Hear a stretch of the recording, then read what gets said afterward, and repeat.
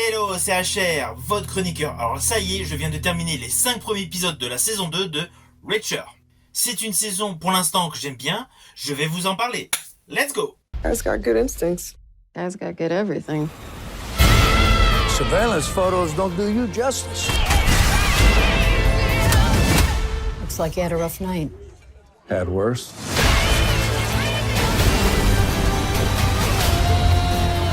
Cette nouvelle saison est aussi testostéronée que la première. You boys know what's about to happen to you. You leave now.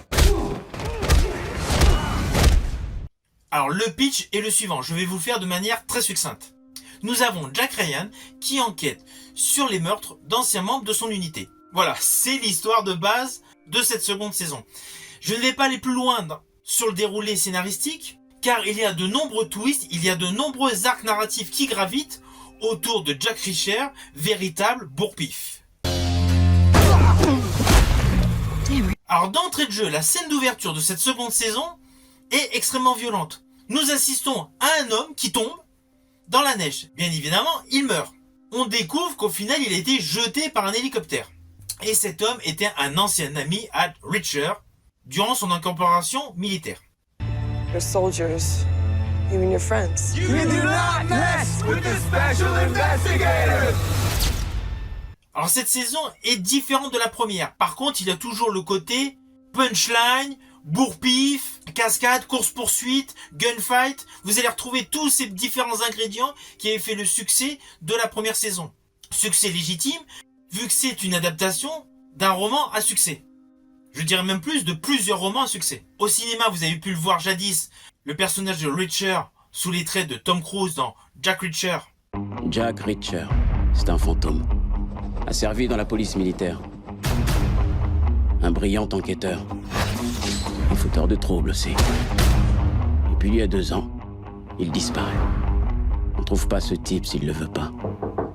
Excusez-moi, monsieur, il y a un certain Jack Reacher pour vous. Puis dans Jack Reacher Never Go Back, Turn around, mister. Let me see your hands. Slowly. Tom Cruise en a fini avec ce rôle. Maintenant, c'est Alan Ritchson depuis la saison 1 sur Prime Video. Alors, la première saison suivait principalement donc une enquête sur la mort du frère du personnage de Jack Reacher. Là, cette seconde saison, outre le fait que nous avons l'assassinat des différents ex-membres de l'unité de Jack Reacher, il y a également une histoire de policiers corrompus et de nombreux arcs narratifs qui exploitent tout ce qui est en rapport avec la corruption. Alors oui, l'histoire n'est pas extrêmement compliquée. Elle est très facile à suivre. Mais il y a de nombreux flashbacks qui vous permettent de mieux comprendre le mental, la psychologie des différents protagonistes de la série. Le fait de ces flashbacks permet aussi de mieux comprendre l'évolution donc de certains personnages. Notamment un ami de Jack Reacher qui est maintenant devenu père de famille. Alors ces retours en arrière mettent en avant tout ce qui est aspect militaire, gloire américaine, gloire de l'armée américaine. Avec évidemment tous les codes du genre que vous avez pu voir dans des films où on avait des compagnies américaines et des Marines. Et le parallèle avec l'enquête actuelle permet de dégager donc une sorte de fascination sur le personnage de Jack Reacher, qui est donc une montagne de muscles sortie donc du côté militaire, mais qui en fait usite les mêmes techniques au moment de son enquête. Il a beau être en costume cravate dans cette seconde saison, n'empêche qu'il garde tous les stéréotypes du soldat légèrement bourrin à la manière d'un Rambo. On va pas se mentir, les lignes de dialogue ne sont pas dans la finesse absolue. Et il y a des détails scénaristiques qui ont été, on va dire, allégés de manière à accentuer les scènes d'action. Je pense notamment à une scène où il y a 2 camions et une voiture. Bon, bref, il y a une scène de gunfight. L'histoire du coffre. Voilà.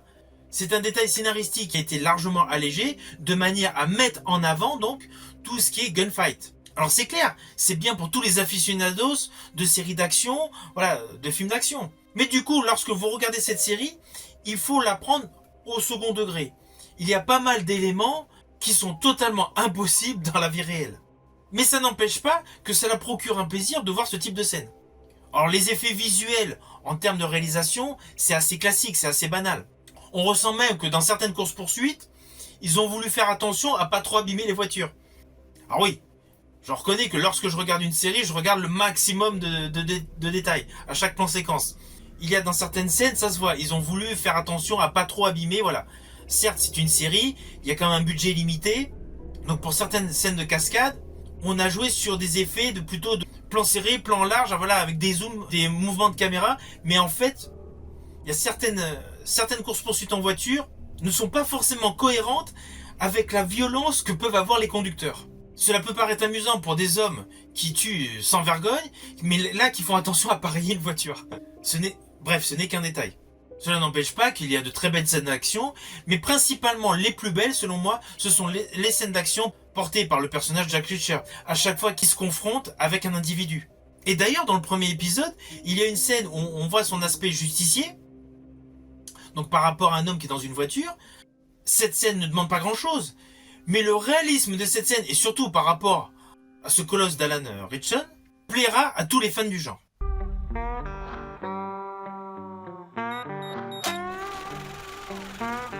You've been carjacked, right? Don't turn around. This won't take long.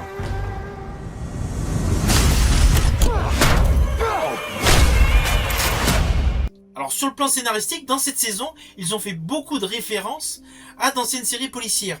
Vous allez entendre parler de Better Call Saul, de Columbo, de Kojak. Et il y a eu une scène, alors c'était vers le début de la série, où on retrouve donc l'acteur Robert Patrick qui incarnait le fameux T-1000 dans Terminator 2. Celui-ci donc prend le téléphone et on lui demande s'il connaît une Sarah Connor. Ce clin d'œil à Terminator 2 est truculent.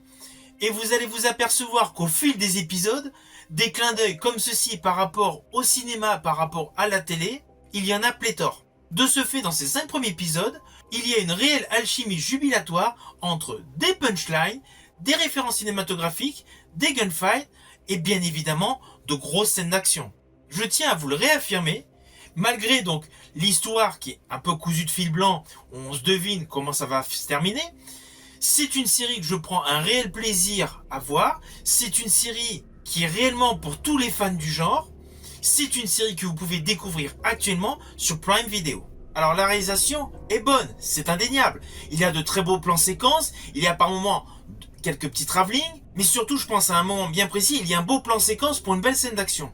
Mais l'ensemble de la réalisation des 5 épisodes est assez classique. Moi, ce qui m'a vraiment fait plaisir dans cette série, c'est de retrouver des acteurs comme Robert Patrick. Robert Patrick, c'est une gueule du cinéma, qui est également une gueule emblématique pour la télévision, ainsi que d'autres visages que vous allez reconnaître.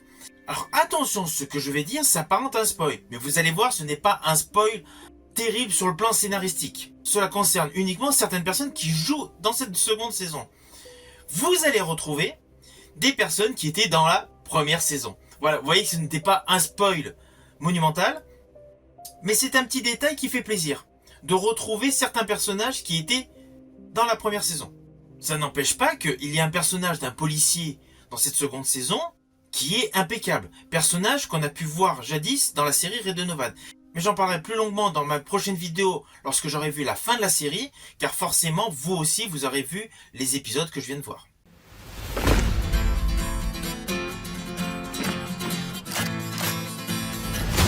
They were tortured.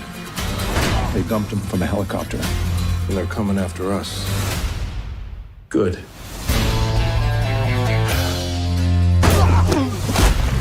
Damn, Reacher. When we were kids, we just wrote our names in it. Why'd you gotta hit him so hard?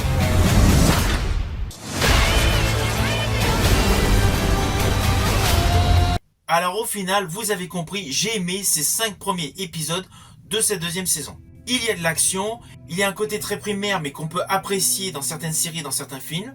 Et la série va tout de même vous tenir en haleine du début jusqu'à la fin de chaque épisode.